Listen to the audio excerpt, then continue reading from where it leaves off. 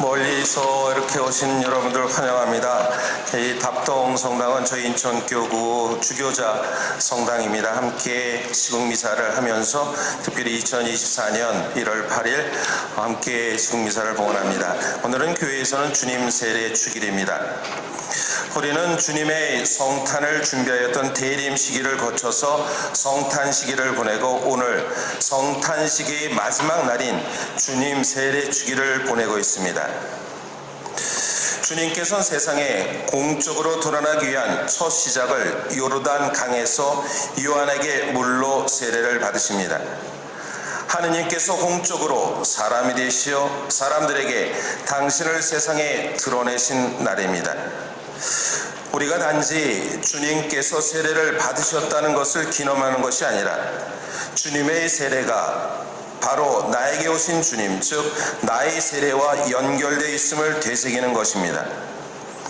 우리는 세례 받을 때 사제가 질문을 합니다. 첫 질문은 여러분은 하느님의 교회에서 무엇을 청합니까? 라고 물으면 세례 받으신 분들 뭐라고 대답해요?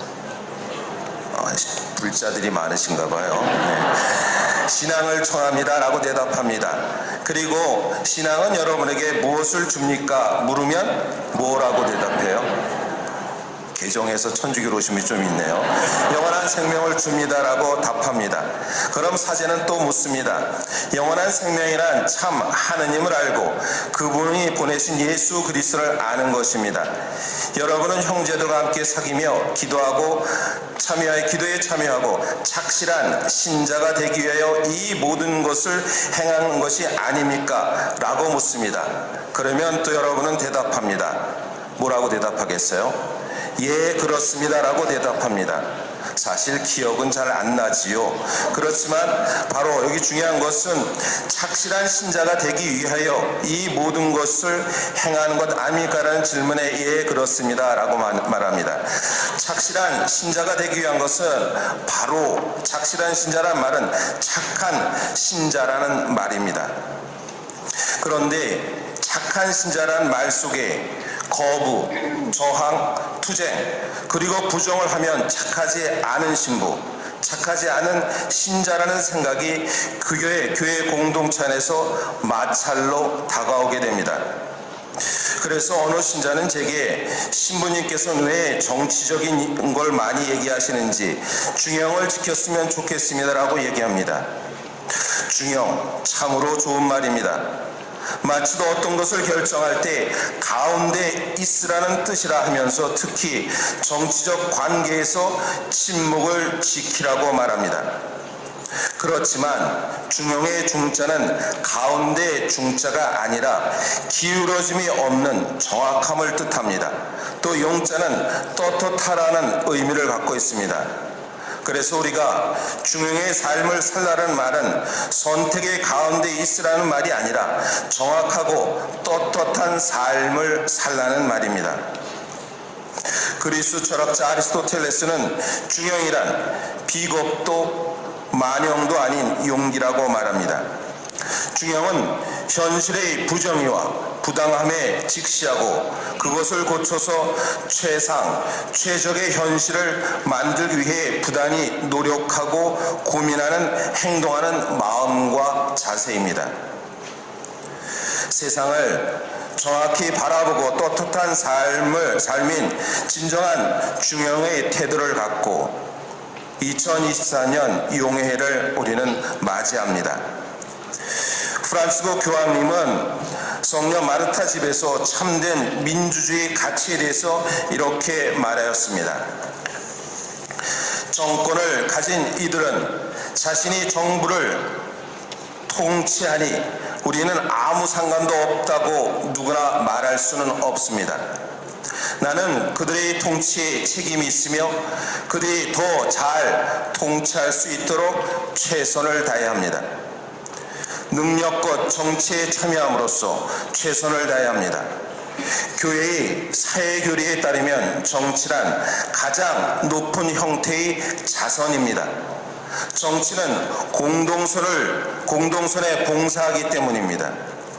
예수님께서 사형을 내린 빌라도처럼 손을 씻고 뒤로 물러나 있을 순 없습니다.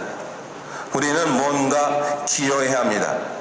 좋은 가톨릭 신자라면 정치에 참여해야 합니다. 스스로 최선을 다해 참여함으로써 통치자들이 제대로 다스리게 해야 합니다.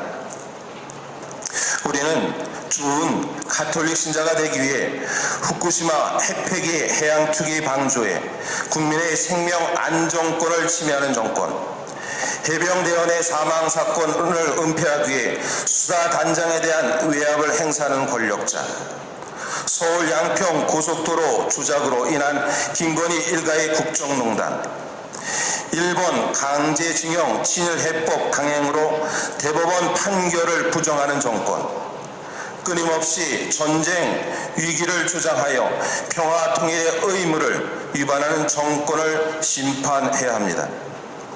이승만 정권 시절엔 경찰 독재라고 말했습니다. 박정희 정권에는 중앙정보부 독재라고 말했습니다. 전두환 정권에는 군사 독재라고 말했습니다. 지금의 정권은 검사를 위한 검사의 정권으로 검찰공화국이라고 말할 수 있습니다. 20대 대선에서 윤석열 후보는 검찰 조직의 막강한 힘을 갖고 이재명 후보를 0.78% 차이로 누르고 24만 표를 누르고 대통령이 되었습니다. 어느덧 정권은 3년을 맞이하였습니다. 느낌으로는 벌써 30년이 된 느낌입니다. 정부 각 부수 요직이 전 현직 검사를 배치했고 검찰 가족이 지배하는 나라로 만들었습니다. 전두환 정권 시절 육사 하나회가 권력의 핵심의 역할을 했다면 현 정권은 신군부 대신 신검부의 집권이라고 말할 수 있습니다. 어찌 보면 헌법 1조 1항에 대한민국은 민주공화국이다 라는 말이 아니라 대한민국은 검찰공화국이다 라고 바꾸어 말하고 있는 지금입니다. 또 한편 대한민국의 주권은 국민에게 있는 것이 아니라 검찰에게 있고 모든 권력은 국민이 아니라 검찰에서 나온다는 말로도 어색하지 않습니다. 얼마 전 대통령과 재벌 총수들이 부산 깡통시장에서 어묵을 먹는 장면을 뉴스에서 본 적이 있습니다. 서민 경제를 살린다고 시장에 가서 쇼를 하는 대통령과 정치인들은 보았지만 어묵을 먹는 재벌 총수는 처음 보았습니다. 재벌 총수까지 동원해서 정말 검찰의 무서운 조직임을 볼 수 있었습니다. 얼마 전 프랑스에서는 재벌 총수들과 폭탄주를 돌렸다는 말도 언론에서 이렇게 들었습니다. 국회 입법권에 대한 견제 수단으로 대통령 거부권이 있습니다. 현 정권은 약자를 보호하는 법안에 대한 거부권을 행사하고 있습니다. 양곡관리법 개정안, 간호법 개정안, 이어 노란봉투법, 방송 3권에 대한 거부권을 행사했습니다. 바로 며칠 전 김건희 특검법도 거부하였습니다. 특별히 노란봉투법은 사용자의 범위를 원청업체로 확대하고 정당한 파업 노동자를 상대로 사용자의 무분별한 손해배상 청구를 제한하는 내용이었습니다.